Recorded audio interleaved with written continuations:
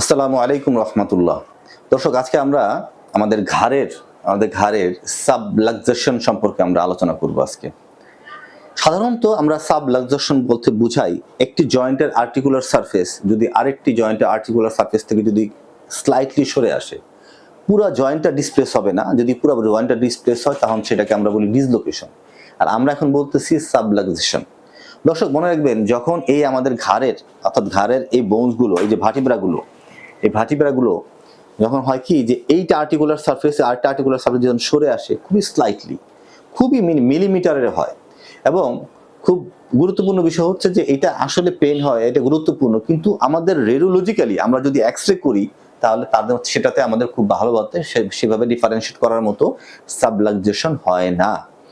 এছাড়াও আমাদের এসআই জয়েন্টও যদি সাবলাক্সেশন হয়, দেখা গেল আমরা এসআই জয়েন্ট বললাম বা এই বিষয়, এটা যদি সাবলাক্সেশন হয় সেটাও কিন্তু আমার এমআরআই বলেন বা আমাদের সিটি স্ক্যান বলেন বা আমাদের এক্সরে বলেন, আমরা সুস্পষ্টভাবে কিন্তু আমরা এটা আইডেন্টিফাই করতে পারবো না।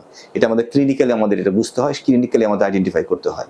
তাহলে কি কি লক্ষণ দেখলে আপনি বুঝতে পারবেন যে আপনার সার্ভাইকাল অথবা আপনার এসআই জয়েন্ট সাবলাক্সেশন হয়েছে, আপনি কি কি বুঝবেন সে বিষয় নিয়ে আজকে আমরা আলোচনা করব। অর্থাৎ যদি দেখেন যে যেই জায়গাটাতে সাবলাক্সেশন হয়েছে, সাপোজ C4 C5 এই অংশে হয়েছে C3 C4, তাহলে এই অংশে চাপ দিলে তার ব্যথা পাবে সে। এই পয়েন্টটা যদি দেখেন, এবং এই ঘাড়ের এই অংশটাতে রেঞ্জ অফ মোশন, ঘাড়ের যে আমাদের যে পুরো রেঞ্জ, যতটুকু রেঞ্জ থাকার কথা সেই রেঞ্জ অফ মোশন কমে গেছে, এবং এই জায়গাটা যদি আমি হাত দিই তাহলে আমি কিভাবে টেম্পারেচার বেশি পাবো।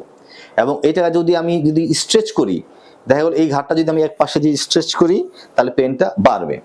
এবং এই মাসেলের এই জায়গাটার যে উইকনেস, এই ঘাড়ের যে মাসেলের যে স্ট্রেংথ সেটাও কমে যাবে, স্ট্রেচ করলেও ব্যথা বাড়বে। সেই সাথে এটা যে একটা অ্যালাইন, সেই যে টেক্সচার, যে একটা যে সুন্দর যে অ্যালাইন যে টেক্সচার যে আছে, সেই অ্যালাইনটা আছে সেটাও আমরা পাবো না।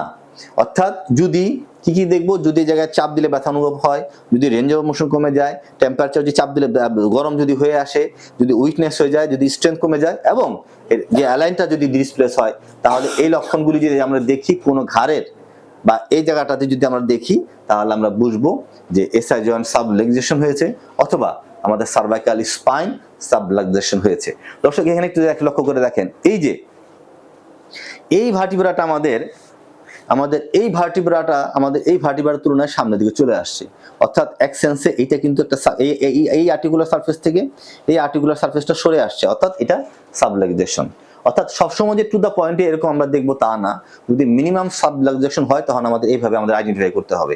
আজকে আমরা এই বিষয়টা আপনার সাথে আলোচনা করলাম। সকলকে ধন্যবাদ। আসসালামু আলাইকুম রহমতুল্লাহ।